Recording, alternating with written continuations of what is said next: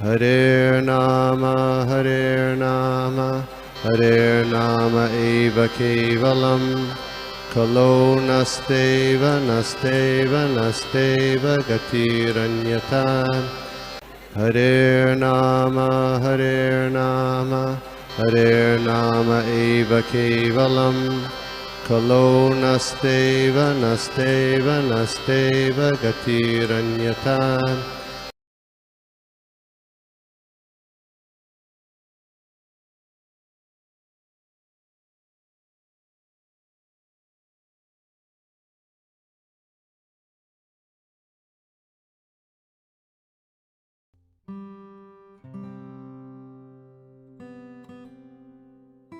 स्थापितं येन भूतले स्वयं रूप कदा मायं ददाति स्वपदान्तिकं वन्देऽहं श्रीगुरुं श्रीयुतपदकमलं श्रीगुरुं वैष्णवंश्च श्रीरूपं साग्रजातं सागणा रघुनाथान्वितं तं सजीवं साद्वैतं सावधूतं परिजनसहितं कृष्णचैतन्यदेवं श्रीराधा कृष्णपदान् सहगणा ललिता श्रीविशाखान्वितांश्च हे कृष्ण करुणा सिन्धु दीनबन्धु जगत्पते गोपेश गोपिका कांता राधा कांता नमोस्तुते तप्त कांचन गौरांगी राधे वृंदावनेश्वरी वृषभानुस्तुते देवी प्रणमामि हरिप्रिये वाञ्छाकल्पतरुभ्यश्च कृपा सिन्धुभ्य एव च पतितानां पावनेभ्यो वैष्णवेभ्यो नमो नमः नमः ॐ विष्णुपदाय कृष्णप्रेष्ठाय भूतले श्रीमते भक्तिवेदान्त स्वामिनिति नामिने नमस्ते सरस्वती देवे गौरवाणी प्रचारिणे निर्विशेष शून्यवादी पाश्चात्यशतारिणे जय श्री कृष्ण चैतन्य प्रभु नित्यानंद श्री अद्वैत गदाधर श्रीवासादि गौर भक्तवृंद हरे कृष्ण कृष्ण कृष्ण हरे हरे हरे राम राम राम हरे हरे।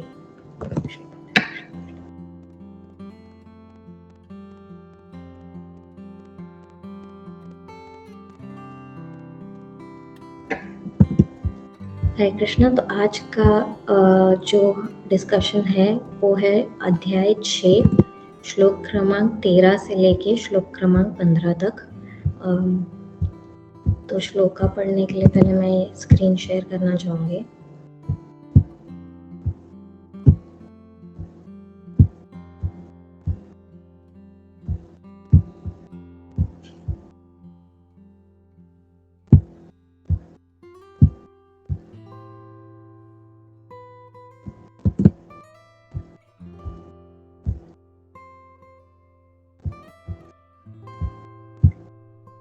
समं काया शिरोग्रीवं धारयन् अचलं स्थिरः सम्प्रेक्ष्य नासिकाग्रां स्वं दिशाश्चानवलोकयन् प्रशान्तात्मा विगतभिर्ब्रह्मचारी व्रते स्थितः मनः संयम्य मच्चित्तो युक्त आशिता मत्परः। अनुवाद श्रील प्रभुपाद द्वारा। जय श्रील प्रभुपाद। योग अभ्यास करने वाले को चाहिए कि वह अपने शरीर, गर्दन तथा सर को सीधा रखे और नाक के अगले सिरे पर दृष्टि लगाए। इस प्रकार वह अविचलित तथा दमित मन से भय रहित विषयी जीवन से पूर्णतया मुक्त होकर अपने हृदय में मेरा चिंतन करे और मुझे ही अपना चरम लक्ष्य बनाए। नेक्स्ट श्लोक 6.15।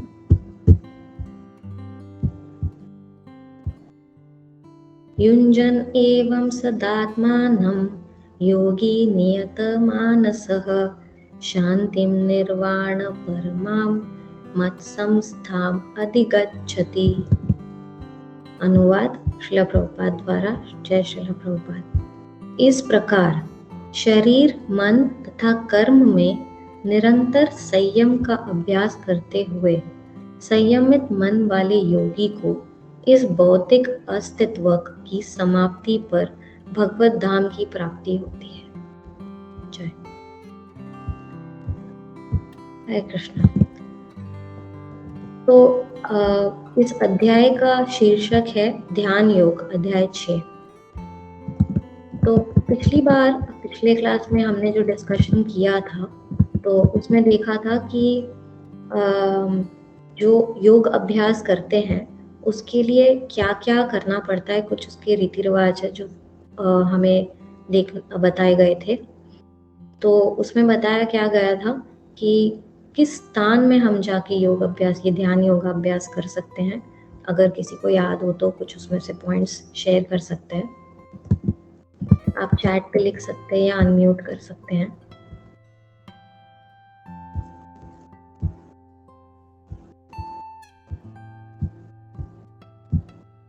उसमें बताया गया था कि किस स्थान पे जाना चाहिए, आसन कैसा होना चाहिए, ये सब बताया गया था।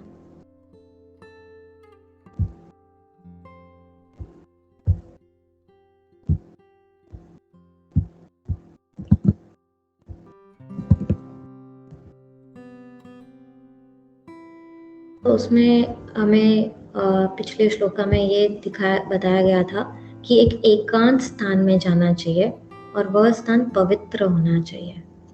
और फिर आसन कैसा होना चाहिए, उस पवित्र स्थान में जो भूमि है उस पर क्या बिछाना चाहिए, ऊषा घास बिछाना चाहिए और फिर मृग छाला से उसे ढक देना चाहिए और उसके ऊपर एक मुलायम वस्त्र भी बिछाना चाहिए। और फिर वो आसन ज्यादा ऊपर नहीं होना चाहिए, ज्यादा नीचे नहीं होना चाहिए, ये सब बताया गया था। तो ऐसा कहीं नहीं बताया गया है कि एक आलीशान योगा स्टूडियो में जाएं और फीस भरें, अच्छी खासी तगड़ी फीस भरें और कुछ व्यायाम करें, हाँ, और घर आने के बाद पूरे दिन में जो मर्जी वो बकवास कर सकते हैं। ऐसा योगा नहीं होता है। तो यह योगा नहीं, यह धोखा है। तो हमें सबसे श्रेष्ठ योगी से सीखना चाहिए कि योग अभ्यास कैसे होता है। और सबसे परम योगी कौन है? कृष्ण, भगवान श्री कृष्ण। वो खुद यहाँ बता रहे हैं। तो इस श्लोक में श्री कृष्ण बता रहे हैं कि योग अभ्यास करने के लिए और क्या क्या जरूरी है। तो यहाँ बताया गया योग अभ्यास करने वाले को चाहिए कि वह अपने शरीर, गर्दन तथा सर को सीधा रखे और नाक के अगले सिरे पर दृष्टि लगाएं। इसका मतलब यह है कि आंखें खुली होनी चाहिए, आंखें बंद नहीं होनी चाहिए योग करते वक्त, ध्यान योगा करते वक्त। तो और आधी आंखें खुली हो और आधी बंद हो तो हम यहाँ नाक की तरफ ऐसा देख सकते हैं और उस पर ध्यान लगा सकते हैं। अगर पूरी तरह से आंखें बंद हो जाएगी तो क्या होगा? तो ध्यान योगा नहीं होगा, वो योगा निद्रा में पहुंच जाएंगे। ऑफ कोर्स हमें नींद आ जाएगी। तो काफी जगह हम देखते हैं जो मेडिटेशन करवाते हैं, मेडिटेटर्स होते हैं, तो उसमें आंख बंद करवाते हैं और फिर कुछ करने के लिए, ध्यान लगाने के लिए बोलते हैं। बट ज़्यादातर ऐसा होता है, एटलीस्ट मेरे साथ तो ऐसा होता है कि ऐसे मेडिटेशंस में मुझे काफ़ी नींद आने लग जाती है। तो यहाँ भगवान श्री कृष्ण ने ये नहीं बताया है। उन्होंने क्या कहा है कि नाक के टिप पे देखना चाहिए। तो यानी कि आंखें आधी खुली होनी चाहिए और आंखें आधी बंद होनी चाहिए, पूरी तरह से बंद नहीं करनी चाहिए। और फिर बताया गया है कि अविचलित तथा दमित मन, और क्या हुआ है, भय रहित होना चाहिए। तो पहले जमाने में जो होता था कि एकांत जगह पे जाना होता था, तो इसलिए लोग जो होते थे, ऋषि मुनि वगैरह, वो कहाँ जाते थे योगा करने के लिए? जंगल में जाते थे ज़्यादातर, अपनी तपस्या करने के लिए। तो वहाँ पे भय रहित कैसे रह सकते हैं? तो हमेशा ये भय रहता है कि अरे कोई प्राणी आ गया, कोई जानवर आ गया, हाँ, कोई शेर आ गया तो मेरा क्या होगा, या कोई सांप आ गया तो क्या होगा। तो भय रहित होना ऐसे स्थान में थोड़ा सा ज़्यादा मुश्किल है। और एक जो आसन की बात हुई थी कि मृग छाला का जो आसन है, उससे क्या होता है, वो एक्चुअली डियर स्किन होता है, एंटीलोप का स्किन होता है। वो क्यों होता था? इसी रीजन से होता था कि वो अगर यूज करेंगे ना, तो जो सांप और आदि जीव जंतु है जो रेंगने वाले हैं, वो दूर रहते हैं। तो इसलिए वो उसका इस्तेमाल किया जाता था। और आजकल अविचलित मन का तो क्या कहें। तो आजकल हमें इस बात का भय नहीं रहता है कि शेर आ गया या क्या या कोई सांप आ गया। हमें कौन सा भय रहता है, अरे बॉस का ईमेल आ गया, कोई व्हाट्सएप मैसेज आ गया तो, हाँ लाइट का बिल ज्यादा आ गया तो, कोई पार्किंग फाइन तो नहीं आ गया, अरे मैंने पार्किंग एक्सटेंड किया कि नहीं। ये योगा क्लास में ज्यादातर ये ध्यान इस तरफ रहता है। तो यह योगा नहीं, यह धोखा है, प्रभुपाद कहते हैं। तो और क्या बताया गया है इसमें बताया गया है कि विषयी जीवन से पूर्णतया मुक्त होकर। हाँ, ये इस पे प्रभुपाद काफी तात्पर्य में अगर जब हम पढ़ते हैं तो इस पर प्रभुपाद ने काफी ज्यादा टिप्पणी की गई है इस पार्ट ऑफ द श्लोका पे, विषयी जीवन से पूर्णतया मुक्त होकर। तो इसका मतलब ये है कि हमें ब्रह्मचार्य व्रत का पालन करना चाहिए। तो हम देखते हैं कि जो इसमें समझते हैं कि मैथुन में प्रवृत्त रहकर अगर योगा अभ्यास करेंगे तो वह नहीं हो सकता है, दोनों चीजें एक साथ नहीं हो सकती है। ब्रह्मचार्य का पालन करना होगा। क्यों? ब्रह्मचार्य से क्या होगा? ब्रह्मचार्य से दृढ़ता आती है। तो किसी भी चीज, कोई भी कार्य करने के लिए सिर्फ ये ध्यान योगा की बात नहीं है। अगर कोई भी मटेरियल चीजें भी अगर आपको कुछ दृढ़ता से करनी है, कुछ प्राप्त करना है, तो अगर ब्रह्मचार्य का पालन करते हैं तो उससे डिटर्मिनेशन आता है। तो इसमें हम उदाहरण देख सकते हैं महात्मा गांधी का। जैसे हम सब जानते हैं, महात्मा गांधी ने जो अंग्रेजों के खिलाफ जो Satyagraha movement, non violence, non cooperation movement, ये आंदोलन किए थे। तो ऐसे तो देखा जाए तो अंग्रेजों के पास सारा पावर था, ठीक है। ऐसे में भी अगर गांधी जी ने उनके खिलाफ आंदोलन किया है, वो इसलिए कर पाए और वो आखिर में उनको विजय मिला भी। वो इसलिए मिला क्योंकि वो ब्रह्मचर्य का पालन करते थे। तो कोई बोलेगा कि अरे गांधी जी के पास तो एक वाइफ थी, बच्चे थे, उनकी पत्नी थी, तो ब्रह्मचर्य का पालन कैसे? हाँ, वो फैमिली लाइफ में थे ज़रूर, बट अगर आप उनका बायोग्राफी पढ़ोगे तो उसमें देखेंगे कि कुछ अराउंड आयु 36 वर्ष की आयु में उन्होंने ब्रह्मचर्य का पालन किया था, अपनी पत्नी के से परमिशन लेके उनके गुरु के आदेश अनुसार उन्होंने ये डिसाइड किया था कि वो अब से ब्रह्मचर्य का पालन करेंगे। तो ऐसा प्रभुपाद बताते हैं कि अगर हमें बहुत ज़्यादा पावरफुल बनना है, किसी भी चीज़ को हासिल करना है, चाहे वो स्पिरिचुअल हो या मटेरियल हो, वो आध्यात्मिक हो या भौतिक हो, तो ब्रह्मचर्य का पालन करने से काफ़ी ज़्यादा दृढ़ता आ जाती है और कोई भी चीज़ प्राप्त करने के लिए आसानी हो जाती है। वे बता रहे हैं कि ये एक रहस्य है जो ज़्यादातर लोगों को पता नहीं है, ऐसा रहस्य। तो ऐसा है कि कोई भी योगा पाठ में अगर हम जाएंगे तो वहाँ पे मैथुन पर पाबंदी लगाई जाती है, पर जो भक्ति योगा है वहाँ पे हमें थोड़ा सा डिस्काउंट मिला हुआ है। वहाँ पे क्या बताते हैं, हमें क्या रूल बताया गया है 4 रेगुलेटिव प्रिंसिपल्स में भी, जैसे बताते हैं कि अवैध संबंध, गैर संबंध नहीं करना है। सिर्फ बच्चे वो बच्चे जो कृष्ण भावना अमृत में हो, ऐसे बच्चों को पैदा करने के लिए उतने एक्सटेंट तक हमको डिस्काउंट दिया गया है। कोई सोचेगा कि क्यों भक्ति योगा में ये डिस्काउंट क्यों दिया गया है, और बाकी सब पाथ्स में, बाकी सब जो भी पाथ है उसमें बिल्कुल ही एकदम स्ट्रिक्ट मना किया गया है, तो ऐसा क्यों? तो कोई ये सोच सकता है ओ भक्ति योगा तो वहाँ तो डिस्काउंट है, तो ये तो ज़्यादा ईजी वाला है। तो उसमें ये है, एक्चुअली भक्ति योगा प्रैक्टिस करने से क्या होता है कि धीरे धीरे हमें जो हायर टेस्ट मिलता है उससे ऑटोमेटिकली हमें बाकी किसी चीज़ों में इंटरेस्ट नहीं रहता है, और हमारा जो ध्यान है वो कृष्ण में लग जाता है, और बाकी सब चीज़ों से हमें वैसे भी उसकी तरफ झुकाव कम होते जाता है। और तो इसलिए हमें वो डिस्काउंट होने के बावजूद भी वो हमें एक्सेस की ज़रूरत नहीं पड़ती है, और बाकी सब जो पाथ्स है उसमें स्ट्रिक्टली पाबंदी लगाई जाती है क्योंकि वो सब प्रैक्टिस करते वक्त भी हमारा झुकाव, जो नेचुरल झुकाव है, बिकॉज कि हम इतने सारे यूनियों में ये सब इतनी बार करते आए हैं, तो हमारा झुकाव उस पर ज़्यादा है, तो वो नेचुरली नहीं जाता है, तो इसलिए उसको स्ट्रिक्टली पाबंदी लगाई जानी पड़ती है। That is the difference between bhakti yoga and any other yoga form.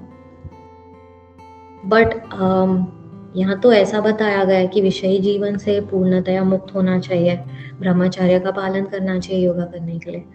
पर आजकल तो ऐसा कोई योगा क्लास में जाते तो ऐसा कोई तो उन लोग रूल बोलते नहीं है, और इनफैक्ट आजकल तो अलग अलग फॉर्म्स ऑफ योगा क्लासेस आते हैं, जिसमें होता है पावर योगा, कपिल योगा, सेक्स योगा, ये सब बनाया गया। तो प्रभुपाद बताते हैं ये सब क्लियरली धोखेबाज है। और ये क्यों है? क्योंकि हम भी धोखा खाना चाहते हैं, तो धोखेबाज इसलिए होते हैं क्योंकि धोखा खाने वाले लोग भी रेडी है सामने से। और वो क्यों है? क्योंकि हमें शॉर्टकट तरीका चाहिए। हाँ, हमें कोई भी चीज़ चाहिए, मार्केट में जाओ, पैसे दो, खरीद लिया। जैसे यहाँ पे गए, योगा क्लास में गए, फीस दिया और हो गया। बट वो कहते हैं ना कि कुछ पाने के लिए कुछ खोना पड़ता है। तो अगर कोई आपको कीमती चीज़ चाहिए, तो जैसे कि मान लेते हैं कि अगर आपको सोना खरीदना है, तो सोना खरीदने के लिए आपको ज़्यादा पैसे देने पड़ेंगे, क्योंकि उसका मोल ज़्यादा है, तो उसकी कीमत ज़्यादा है। तो उसी प्रकार अगर हमें कुछ ज़्यादा कीमती चीज़ चाहिए, तो उसके लिए ज़्यादा प्राइस पे करना पड़ेगा। तो इसलिए यहाँ पे बताया गया, ये जो है ब्रह्मचर्य का पालन करना होता है और विषय जीवन से मुक्त होना पड़ता है, तो ये उसका एक, जैसे कि हम एक कीमत चुका रहे हो वैसा हो, ताकि हमें ये चीज़ मिल पाए, हम अच्छे से ध्यान योगा कर पाए। और ध्यान योगा करने के लिए किस पे ध्यान लगाना है, तो ये बात आती है श्लोका में बताते हैं कि भगवान कह रहे हैं कि अपने हृदय में मेरा चिंतन करे और मुझे ही अपना चरम लक्ष्य बनाए। तो ये सब जो भी हमने किया कि हम एक एकांत जगह पे गए, पवित्र जगह पे गए, हम सीधा अपना शरीर सब सीधे तरीके से बैठ रहे हैं, आंख आधी खुली कर रहे हैं, आधा बंद कर रहे हैं, हाँ, और ये सब करने के बाद और निर्भय होके ये सब करना, इस सब का लक्ष्य क्या होना चाहिए? फाइनली उसका लक्ष्य होना चाहिए कि हम आखिर में कृष्ण पे चिंतन कर सके। तो एक जो सच्चा योगी है वो यही करता है। ये सब जो भी हमको दिया गया है, ये इसके लिए नहीं दिया गया है कि हम और कोई चीज़ कर सके, कि हमें फ्लेक्सिबिलिटी आए या हमें वेट लॉस हो या कुछ। तो इसका आखिर एम क्या होना चाहिए कि हमारा मन हमेशा कृष्ण पे लगा रहे। तो हम देखते हैं कि जो लोग कृष्ण भावना अमृत में होते हैं, ठीक है, उनका मन तो वैसे ही 24 आवर्स, पूरा दिन पूरा रात कृष्ण में ही लगा रहता है कि नहीं? कैसे? जैसे कि अगर हम खाना बना रहे हैं, तो हम सोच रहे हैं कि हाँ, मुझे भगवान को भोग लगाना है, तो हम भगवान के बारे में सोच रहे हैं। अभी जैसे कि गुरुकुल में बच्चों को सिखाते हैं कि गार्डनिंग कैसे करते हैं, तो अभी एक छोटा बच्चा है जो भक्त है, हाँ, और वो गार्डनिंग कर रहा है, वो सिंपल सा डिगिंग भी कर रहा है, हाँ, वो सोच रहा है कि इसमें एक मान लीजिए गुलाब का फूल आएगा।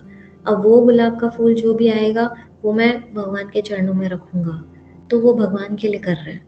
और जैसे कि और कुछ हो तो गार्लैंड्स बनाते काफी माता जी लोग, तो वो माता जी लोग जब गार्लैंड्स बना रहे, तो वो क्या सोच रही है? भगवान के लिए बना रहे हैं। तो कोई भी सेवा जब हम कर रहे हैं, तो हम ये सोच रहे हैं कि ये भगवान श्री कृष्ण के लिए अर्पण होने वाला है। तो ऑटोमेटिकली वो थ्रू आउट कोई भी कार्य कर रहे हैं और उनका मन किस पे लगा हुआ है? कृष्ण पे लगा हुआ है। तो ये तो शॉर्टकट हो गया ना कि कृष्ण भावना अमृत होने से, कि हमें ऑलरेडी हमारा मन जो एम है, ध्यान योगा का फाइनल लक्ष्य है, वो ऑटोमेटिकली ये शॉर्टकट से पूरा हो रहा है। और अगर हम ये दिनचर्या के कार्य कर रहे हैं और उसी में हमें अगर कृष्ण का चिंतन हो रहा है, तो और क्या कहें कि जब हम जप कर रहे हैं, कीर्तन कर रहे हैं, कीर्तन में नाच रहे हैं, तो हम और कितना भगवान के चिंतन में लीन हो जाते हैं, इसका तो और क्या ही कहना। तो इसलिए प्रभुपाद यहाँ बताते हैं कि जो व्यक्ति जो ऑलरेडी कृष्ण भावना अमृत में है, हाँ, वो उनको क्या बोलते हैं? वो है परफेक्ट योगी है। परफेक्ट योगी, और वो भी एक सरल तरीके से। उसको ये सब करने की ज़रूरत ही नहीं है कि एकांत जगह पे जाए, हाँ, और ये सब कुशाग्रास बिछाए और ये सब करे। तो ये एक सरल तरीका है, शॉर्टकट तरीका है और फुल प्रूफ तरीका है। इसमें 24 आवर्स हम चिंतन कर सकते हैं। तो आगे बताया गया है कि इस प्रकार शरीर, मन तथा कर्म में निरंतर संयम का अभ्यास करते हुए संयमित मन वाले योगी को इस भौतिक अस्तित्व की समाप्ति पर भगवत धाम की प्राप्ति होती है। अच्छा, तो इसमें बताया गया शरीर, मन तथा कर्म में निरंतर संयम का अभ्यास करते हुए। तो शरीर का नियंत्रण करने के लिए सबसे पहले कौन सी इंद्रिय पे नियंत्रण होना चाहिए? कोई एनी गेसेस, कोई आंसर दे सकता है? जीवा। या एग्जैक्टली, जीवा। जीवा पवन गौरदास प्रभु जी ने बताया जीवा, जो सही उत्तर है। प्रभु जी आप बता सकते क्यों जीवा ही पहले, या और कोई?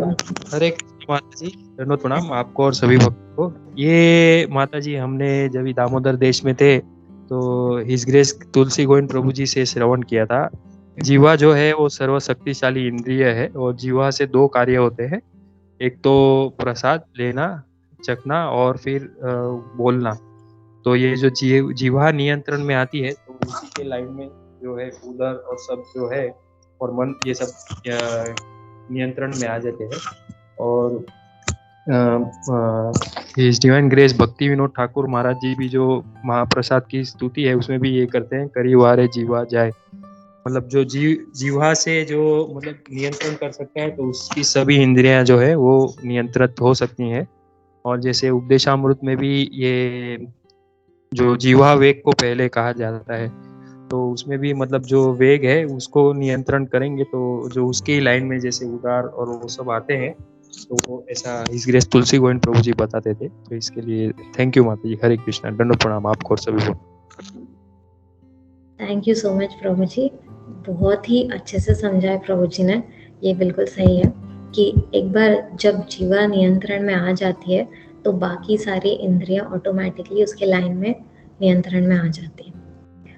तो जीवा को नियंत्रण में लाने से पहले उदर, जैसे प्रभु जी ने बताया, और फिर उसके बाद जो बाकी सारी इंद्रियां इंक्लूडिंग जेनेटल्स सब कंट्रोल में आ जाते हैं। अच्छा, अब क्वेश्चन ये आता है कि जीवा को नियंत्रण में लाया कैसे जाए, क्योंकि जैसे प्रभु जी ने बताया कि उसका एक ही जीवा है लेकिन 2 काम है। बाकी सब हमारी 2 इंद्रियां हैं, 2 आंखें हैं बट देखने का काम है, 2 कान है बस एक ही काम है सुनने का, बट जीवा एक है और काम 2 है। तो उसको कैसे नियंत्रण में लेकर आए? तो वो उसका सरल उपाय क्या है जो हम सब जानते हैं? पहला तो है जपा और दूसरा है तो कृष्ण प्रसाद लेने से। ये 2 चीज करने से जीवा को नियंत्रण में ला देना चाहिए। जो प्रभु जी जब बता रहे थे कि तुलसी प्रभु से उन्होंने सुना है, तो उस पर मुझे भी एक बात याद आ गई। ये जो परमानंद प्रभु हमेशा एक एग्जाम्पल देते हैं जीवा के बारे में कि क्यों जीवा सबसे ही पावरफुल है। हाँ, तो वो एक ह्यूमरस वे में बताते हैं कि अगर कोई जा रहा है रास्ते पे और कोई जीवा के वजह से अगर हमारे मुंह से कुछ गलत शब्द निकल जाए तो तुरंत हमें मार पड़ सकती है और उधर हमारा दांत टूट सकता है, या कोई भी पार्ट ऑफ द बॉडी को वो हमें डिस्ट्रॉय कर सकता है या तोड़ सकता है या हड्डी तोड़ सकता है। तो एक जीवा की वजह से किसी भी बॉडी के दूसरी इंद्रियों का भी नुकसान हो सकता है। इसलिए जीवा बाकी किसी भी बॉडी पार्ट से ज्यादा स्ट्रॉन्गर है, क्योंकि वो दूसरे का नाश कर सकती है गलत शब्द बोलने से। तो ऐसा परमानंद प्रभु भी ऐसे एग्जाम्पल देते हैं। तो जीवा क्यों पावरफुल है। ठीक है, तो आगे देखते हैं कि इसमें बताया गया कि इस प्रकार शरीर, मन तथा कर्म में निरंतर संयम का अभ्यास करते हुए। तो हमने देख लिया कि शरीर किस प्रकार से नियंत्रण में आ जाएगा, पहले जीवा को कंट्रोल करने से, और वो किससे होगा कि जपा से और प्रसाद लेने से। आगे है संयमित मन वाले योगी को।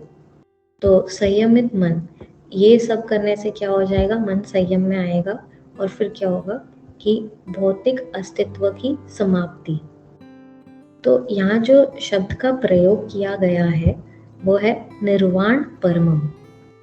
निर्वाण का मतलब कोई बता सकता है क्या होता है? Any guesses? हमने वो फेमस म्यूजिक बैंड भी देखा है, निर्वाणा।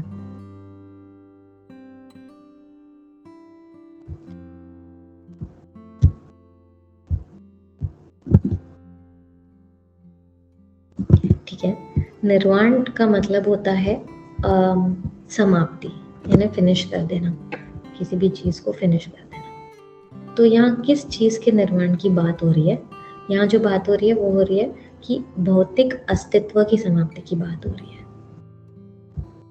जब तक भौतिक क्रियाएं समाप्त नहीं होंगी, मन संयम में नहीं आएगा। क्यों?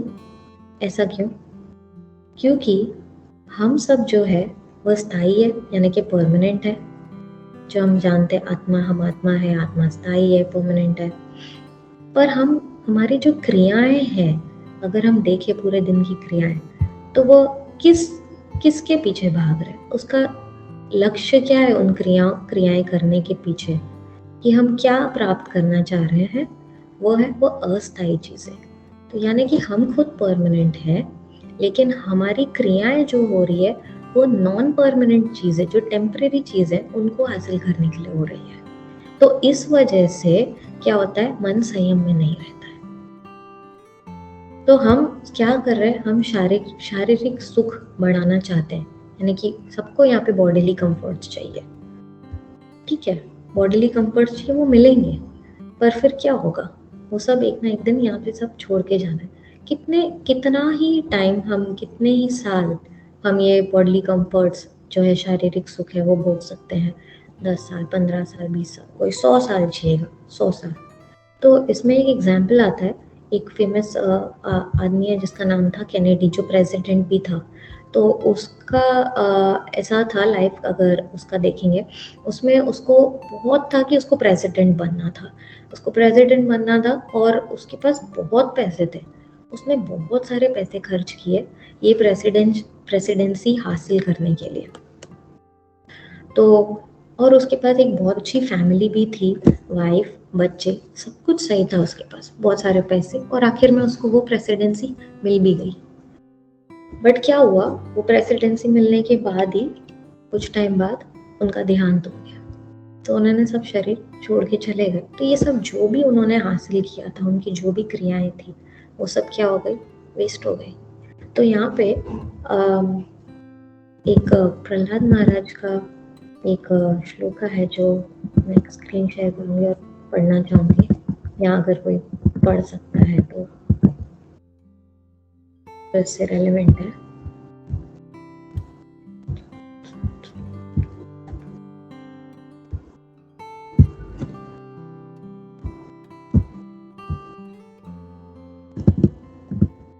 कोई पढ़ना चाहेगा?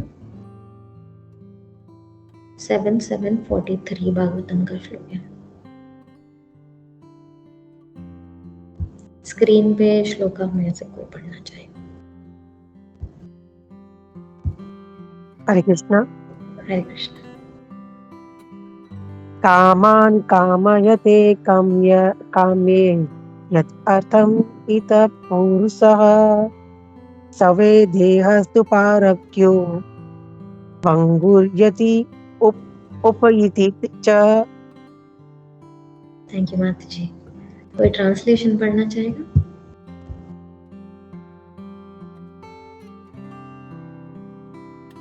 मैं पढ़ लूं? हाँ जी माता जी, जरूर। A living entity desires comfort for his body and makes many plans for this purpose. But actually, the body is the property of others. Indeed, the perishable body embraces the living entity and then leaves him aside. जय। Thank you माता जी, thank you so much. हरे कृष्णा। तो यहाँ बताया गया है इस श्लोका में कि जो भी है, सब चाह रहे हैं कि अपने जो भौतिक शरीर है उसके लिए सब कंफर्टेबल होना चाह रहे हैं, यहाँ पे सुख पाना चाह रहे हैं उसके लिए, शरीर के लिए। और उसी के लिए बहुत सारे प्लान्स बना रहे हैं कि कैसे हम इस शरीर को ज़्यादा से ज़्यादा सुख दे सकें। पर आखिर में क्या होने वाला है कि ये जो शरीर है वो हम छोड़ के जाने वाले हैं। जो आत्मा है वो इस शरीर को छोड़ के जाने वाली है। ये शरीर जो है वो हमारा शरीर है ही नहीं, हमारी प्रॉपर्टी है ही नहीं। ये हमें यहाँ से समझना है। तो हम इस शरीर को भूल जा रहे हैं। जो आखिर में क्या होगा इस शरीर का, उसको जला दिया जाएगा या दफना दिया जाएगा। तो आखिर में ये शरीर है वो वापस से जो है वो अर्थ में चला जाएगा, भूमि में चले जाएगी। तो ये जो शरीर जो चीजों से बनी है, जो 5 तत्व है जिससे बनी है, वो वापस उसी में ही चले जाएगी। तो अगर हम पूरा जीवन यही चीजों के पीछे भागते रहे जो अस्थायी है, जो नॉन परमानेंट है, तो और ये जो भौतिक हम लाभ करने की कोशिश कर रहे हैं, भौतिक चीजों को प्राप्त करने की कोशिश कर रहे हैं और शरीर का सुख बढ़ाने की कोशिश कर रहे हैं, तो अगर पूरा जीवन हमारी सारी क्रियाएं इसी के पीछे है, तो क्या होने वाला है, ये सब एफर्ट्स क्या होने वाला है, सब वेस्ट हो जाने वाला है। प्रभुपाद बताते हैं, इसको टर्म देते हैं फ्यूटाइल अटेम्प्ट, कि हम कोशिश कर रहे हैं बट वो कोशिश कभी सफल नहीं हो पाएगी। क्यों? क्योंकि आखिर में क्या होगा कि हम जो है आत्मा वो इस शरीर को छोड़ के चले जाएंगे। तो जितनी भी हमारी क्रियाएं हैं ये सब को प्राप्त करने के लिए, वो सब क्रियाएं क्या होने वाली है, आखिर में वेस्ट होने वाली है, ऐसा बताया गया इस श्लोक में। तो हमें शारीरिक सुख बढ़ाने की क्रियाएं नहीं करनी चाहिए। तो इस श्लोक में जो निर्वाण परमम की बात कर रहे हैं, वो कौन सी क्रियाओं के बारे में बोल रहे हैं, ये जो क्रियाएं हैं जिससे हम अपने शारीरिक सुख बढ़ाने की कोशिश कर रहे हैं, उनका निर्वाण करना है, उनको कंप्लीटली क्या करना है, समाप्त कर देना है, उसकी बात कर रहे हैं। और उससे क्या होगा, तब मन संयमित रहेगा। तो यहाँ पे एक एग्जाम्पल प्रभुपाद देते हैं जो बताते हैं कि जब हमारी क्रियाएं होती है और हम बहुत सारे शारीरिक सुख हासिल कर भी लेते हैं, मान लेते हैं, तो कैसा होता है कि उसमें से ही ज्यादा से ज्यादा चिंता बढ़ जाती है, लोग और एंजाइटी में चले जाते हैं। कैसे एग्जाम्पल देखेंगे तो जैसे कि अगर कोई है जिसके पास एक बहुत बड़ा घर है, बहुत बड़े विला में रहता है, तो हम देखते हैं कि उसके बाहर बोर्ड लगाया रहेगा, यहाँ कभी बोर्ड लगाया रहता है नो ट्रेसपासिंग, कभी बोर्ड लगाया रहता है कि बीवेयर ऑफ डॉग, तो कुत्ता रखना पड़ता है घर के बाहर, या उनको 2-4 मुस्टंडे सिक्योरिटी गार्ड्स रखने पड़ते हैं। क्यों? ताकि ये रखवाली कर सके।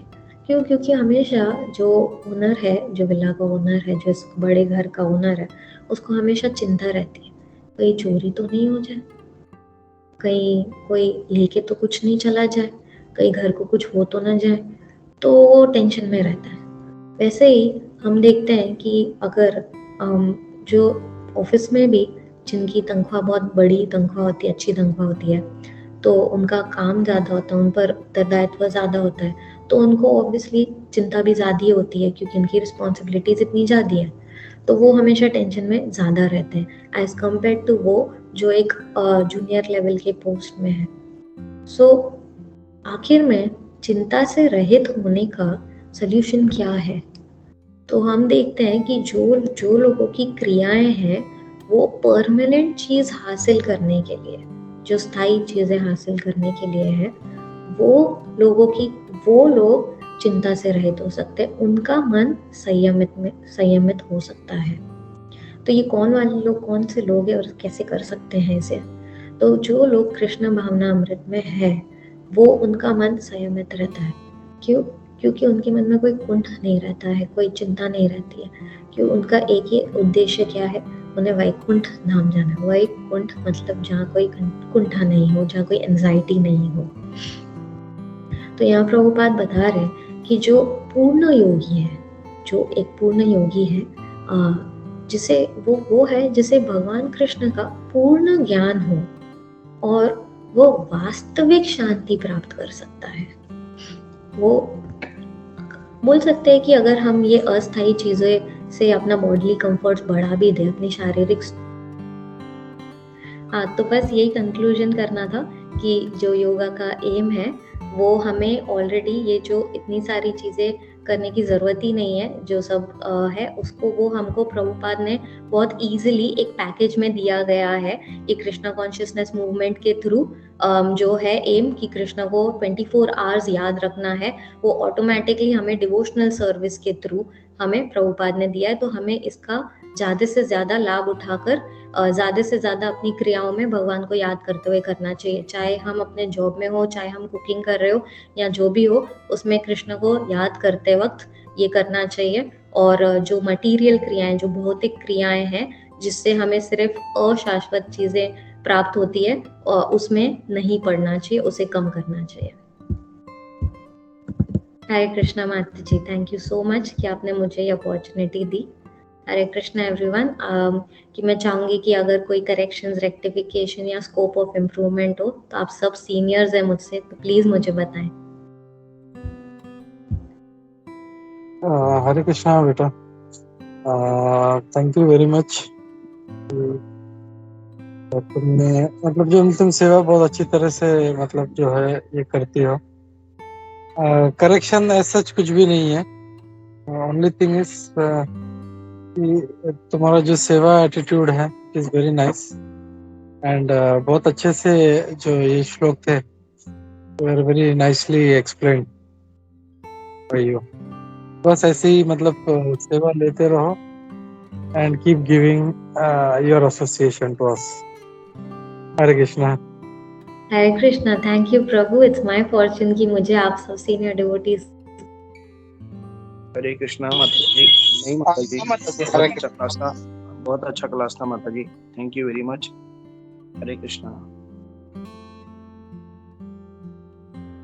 हरे कृष्णा, दंडवत प्रणाम माता जी। साधु साधु, बहुत सुंदर आपने समझाया माता जी। थोड़ा बीच में ये मेरा ये थोड़ा वो हो गया था, पॉज हो गया था, होल्ड, लेकिन बाद में वापस जितना ज्वाइन किया, जो आपने लैंग्वेज, सिंपल लैंग्वेज में समझाया है वो बहुत ही अच्छी तरह समझ में आने जैसा है।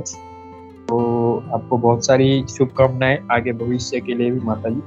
माता जी, ये सिर्फ जैसे ये पर्पट है, इसमें प्रभुपाद जी एक बहुत ही मतलब ये जैसे अभी जो जैसे गुरु महाराज भी अभी व्यास पूजा में भी गुरु महाराज जी ने बताया था कि वे चाहते हैं कि उनके शिष्य जो है और सब भक्त जो है वे गृहस्थ परमहंस बने, यानी वे मतलब जैसे अगर ब्रह्मचारी है, जो मतलब वे बता रहे थे कि जैसे गजेंद्र जी हैं वे जल के प्राणी है, नहीं सॉरी स्थल के प्राणी है, लेकिन वे वो जल में जाते हैं तो उनको वो ग्राह जो मगरमच्छ होता है वो पकड़ लेता है, वो उनसे युद्ध करते हैं, लेकिन वो युद्ध में वे सफल नहीं होते। तो उससे गुरु महाराज जी ये बता रहे थे कि सभी भक्त को चाहिए कि उनकी जितनी क्षमता है वो क्षमता के अनुसार वे माया से युद्ध करें। और उसी के उपलक्ष्य में संदर्भ में गुरु महाराज जी ये बता रहे थे कि जो मतलब ऐसा समझता है कि वो ब्रह्मचार्य रह के उसमें रह के वो यदि माया से लड़ सकता है तो वो उसमें रहना चाहिए, या उसे ऐसा लगता है कि ब्रह्मचारी नहीं गृहस्थ में रह के वो अगर माया से युद्ध कर सकता है और भगवान की सेवा कर सकता है तो उसे गृहस्थी में जाना चाहिए।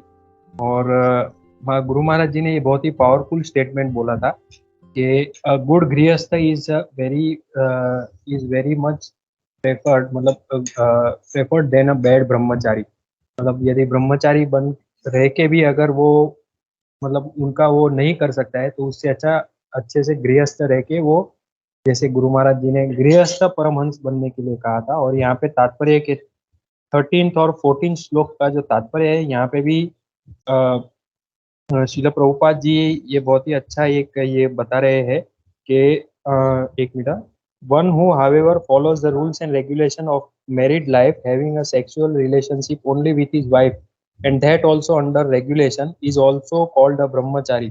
Such a restrained householder brahmachari may be accepted in the bhakti school, but the jnana and dhyana schools do not even admit householder brahmacharis. मतलब ये जो विशेषता है कृष्ण भावनामृत की, ये हमें यहाँ पे देखने मिलती है कि यहाँ पे प्रत्येक आश्रम है उनके लिए यहाँ पे ये अवसर है कृष्ण भक्ति करने के लिए और प्रचार करने के लिए। तो ये थोड़ा बस इसमें ऐड करना था। थैंक यू माता जी, आपने बहुत अच्छा समझाया। हरे कृष्णा, दंडवत प्रणाम आपको और सभी भक्तों को। साधु साधु। हरे कृष्णा, दंडवत प्रणाम प्रभु जी, थैंक यू सो मच कितने पॉइंट्स ऐड करने के लिए। Thank you. हरे कृष्णा।